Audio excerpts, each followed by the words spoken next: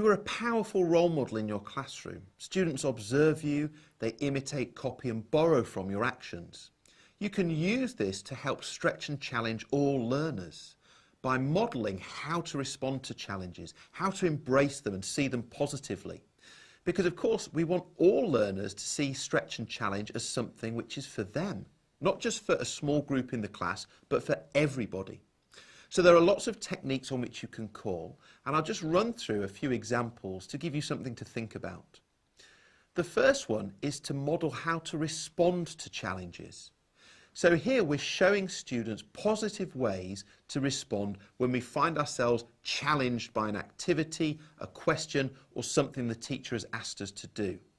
Because some students might not know how to respond positively, and some might be in a routine of responding negatively or responding through the method of withdrawal, implying actually no, I'm not going to engage. So you can model how to respond to challenges and show students a method that they can employ themselves. You can also talk about experiences from your own life when you've been challenged. So you can tell students what happened, for example, when you were learning to drive, or when you were training to teach, or when you were asked to do something which you'd never had to do before. So here you're giving students an insight into the process you went through when you were challenged, and then you're inviting them to take that, adapt it, modify it, and use it themselves.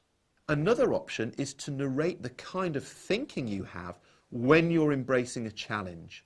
So here you're giving access to the expert thinking you use when you're finding things difficult, when you're outside your comfort zone. Now that could include things like damping down negative talk, or going through a process of strategy selection in your mind. But anything that you're doing, you need to verbalise to students so that they understand it's a part of embracing challenge and that they can then use that themselves.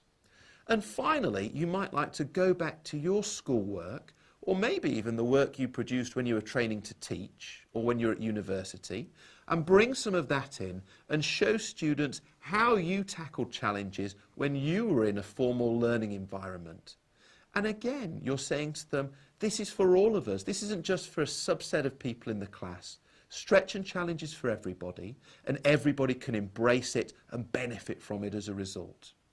So ultimately, remember, you're a fantastic, important, powerful role model for your students, and you can model how to embrace stretch and challenge. Golden nugget. Model how to embrace challenges.